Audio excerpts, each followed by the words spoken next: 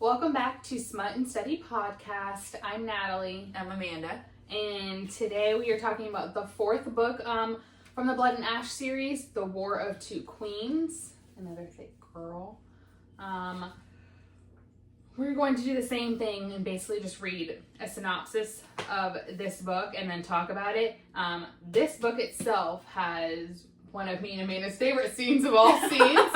So we're going to definitely dive into that juicy detail after Amanda kind of catches us up. But basically the ending of the third book was Isbeth trying her life, taking Casteel and her summoning all these powerful people that now she controls.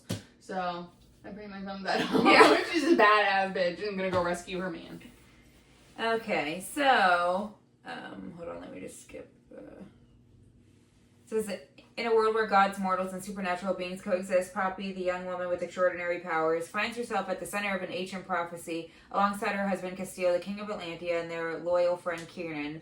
Poppy navigates a complex landscape of political intrigue, supernatural threats, and personal discovery. The story unfolds across various realms, including Atlantia, Solus, and the mysterious Blood Forest as Poppy grapples with her emerging abilities and her role as the prophesied harbinger. What the hell? Oh, sorry, just I hit the arrow and it totally skipped all the way down. Poppy and her allies embark on a mission to rescue Casteel, who has been captured by the Blood Queen Isbeth. As they fight their way through the various challenges, including battles with Craven and Revenants, Poppy discovers that she is not just a demigod, but a primal, a powerful being born of mortal flesh. Her journey leads her to confront her true heritage and the complex web of prophecies surrounding her existence. The group's efforts to defeat Isbeth and the Blood Crown take them on a perilous quest to find and retrieve the entombed god Malik. Along the way, they uncover shocking truths about Poppy's family, including the revelation that the handmaiden Millicent is her sister. As they prepare for a final confrontation with Isbeth, Poppy, Casteel, and Kieran perform a joining ritual, linking their life forces and deepening their bond. Their plans accumulate in a dramatic showdown at the Bone Temple, where the true nature of the prophecy and Poppy's role... Dramatic showdown. I'm dead. Where the true nature of prophecy and Poppy's role as the Harbinger are revealed. Sorry guys, this is a long one. The climatic battle at the Bone Temple takes an unexpected turn when Isbeth sacrifices Malik instead of Poppy, awakening the true threat Colas, the original primal of death. In a moment of crisis, Poppy undergoes a dramatic transformation, embracing her full power as a unique primal of blood and bone. She defeats Isbeth, sentencing her to an endless death in the abyss that resurrects many of her fallen allies.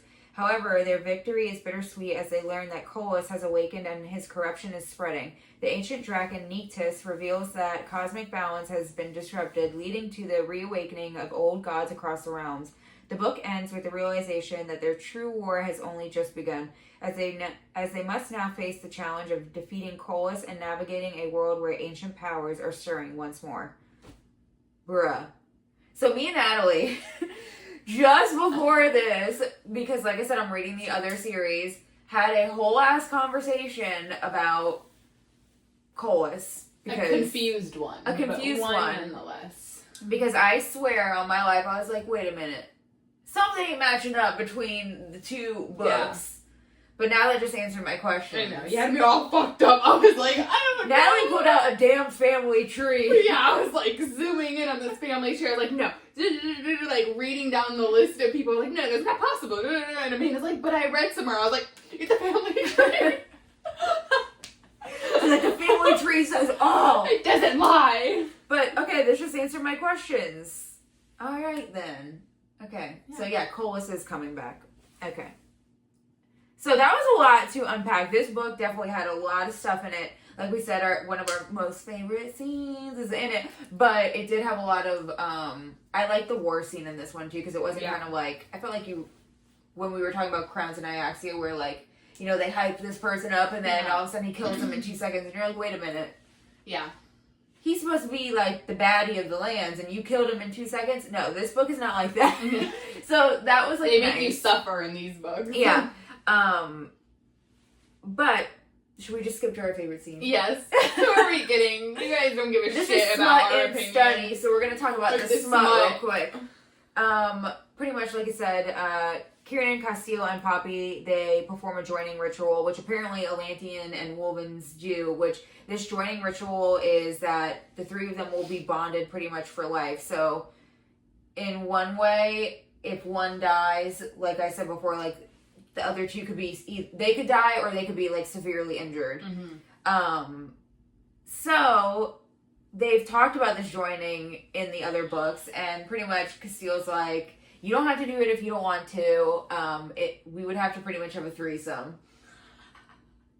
That's pretty much, technically they don't have to, but when you drink from one another, it, like, gives feelings of, like lust and stuff. Like it turns you on. It's not supposed to be like it brings pleasure. Yeah, it is a threesome, but it's not like a typical where it's just like they're taking their clothes off and they're like doing things like because they're sharing each other's blood. Like most fantasy books that you read when like the two main characters need to like feed off of each other, most of the time they're just like, oh, I'm writhing against him because, you know what I mean? Yeah. It's like that. It's like the same sort of like aspect, but just with an extra. But this was very specific. It had to be under the blood moon.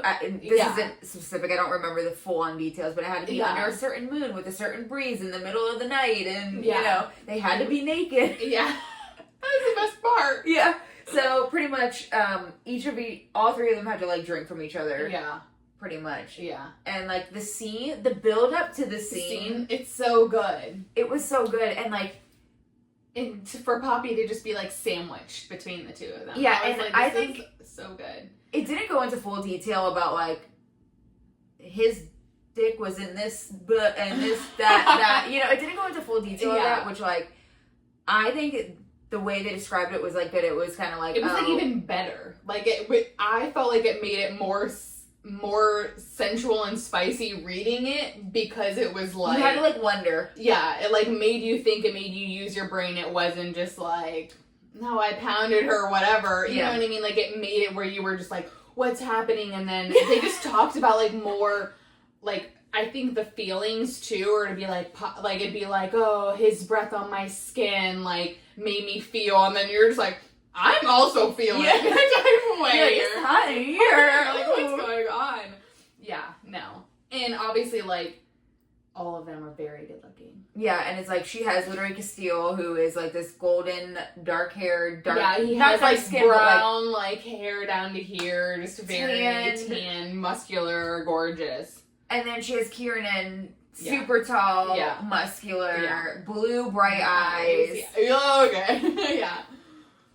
Enough said. Yeah. I was waiting for Amanda to get to this I part. Googled, what book does the joining happen? Yeah. Because I needed to know. Yeah. I don't know if I don't remember what I said to you like specifically, but I was like, you have to let me know when you get to a specific like part involving multiple. And I was like, it's very or something, but I was just like, I need to know. And then I couldn't remember what book it was in either, and so I was just like, I didn't want to say anything. Miss Jennifer made us wait. She made us wait. Yeah, she's like, you want this, you'll work for it. And it's funny too, because like obviously we use Goodreads when we read our books or whatever, and that's how we like rate them or whatever. And I read some of the comments, and people literally were like shitting on it. They're like, oh, that was a terrible scene, and like, why did she have to put that in there? And I'm like, actually, I felt like it was very well written. It didn't say too much. It wasn't too graphic. And like it was also it was like very vital, like moving forward and stuff, like their connection. You know what I mean? Like they are. It wasn't just to have like a threesome. Like now they were like are literally all like connected, and like he like Casteel protects her, but like he also protects. You know what I mean? It's like a whole thing. It's like they're all like joined. They can feel each other's emotions. They can sense. It's super safe. Like it's like they're fighting or doing whatever, and something's wrong. Like they're separated. It's like they know when something's wrong. Can sense it. They can sense. Like it's so beneficial. And I also feel like Poppy did it because. Obviously, like I said before, Casteel and Kieran were like not bonded, but they Yeah. kind of were bonded. And then once Poppy became a primal, Yeah. she was bonded to Kieran. So it kind of took that bond away from Casteel. Yeah. Even though Kieran would do anything for Casteel. But I felt like she did it kind of like, she I want Casteel to have that back. I also feel like once that happened, I feel like she did hold a little bit more weight than like Casteel did. You know what I mean? Oh, yeah, Like, 100%. as far as like, you know, like listen to me, like our connection, like do as I say, you know, sort of thing compared to that. But yeah, that was our favorite part. It was so kidding. Yeah. I was so mad. I picked up this book off the shelf and I was like, why didn't I highlight that? Why didn't I mark that part? I don't know We could have read into it. We could have read it to you guys. But if there's something that pulls you into this book, is that one little key point. Yeah. And all the other stuff too. And all the other stuff. But this was worth it. And, you know, this really isn't, I feel like our men all the time are like, you know, like I could be like, I'm reading like this series and they're just like, oh, or the fairies fucking, and I'm just like, you know what? First, I'm wrong. And secondly, there really isn't that much like smut going on in these books. Yeah. Like it's so much more than that. And I feel like people forget that. Like, they're like, the smut was connected to a good reason. Yeah. Like, oh, okay, I read this entire book and I got, like, one smut scene. Sue me. Like, you know what I mean? It's not, you know, anything crazy. So, I don't know. Definitely way more to it than just and they're spicy. I don't know. It was a really good book. A lot of twists and turns. Twists and turns. But yeah, yet again, another book that ends on, like, a cliffhanger. Yeah, a cliffhanger, a banger of a cliffhanger that makes you just want to pick up every single one of these books from this series and from the Flesh and Fire series. I was like going through them like crazy. I immediately like I was like I would be halfway through one and I legitimately was like going to purchase like the next one because I knew I couldn't like wait towards the weekend or anything. Like I needed that book like as soon as I was like done. And I would like try and like wait. Like my thing is because I feel like I read books generally pretty fast that sometimes I get like annoyed with myself because like it's a really good book and I'll fly through it and then I'm sad that it's over because I read it in like 2 freaking days. Yeah. And so I try and like read a book, wait like 24 hours. Like I'll give myself a day without reading any books to just like consume kind of what I read before like I jump in. And every single one of these books, it was like really, really hard. Like I was like, I just want to know what happened next. Like I just want to like literally this is do you think that they're gonna lose the war in this part? Because literally they're just getting like swamped with these like the Drakis or whatever. They're getting like swamped by them.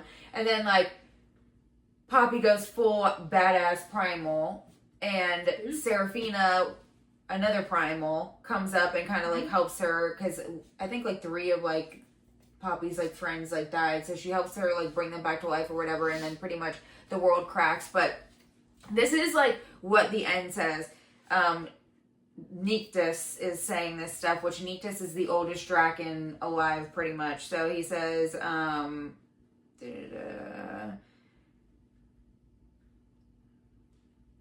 he says, take me, blah, blah, blah, and then I need to return to Asilium, and you, all of you, must prepare. Colas is not the only one who has awoken. The consort and Nyktos no longer sleep. That means that the gods will be awakening all across the many courts of Asilium and in the mortal realm, and many of their loyalties do not lie with the primal life. The war you fought hasn't ended. It only just begun. Bitch! That's the end! Then you gotta pick up the next book. Next one.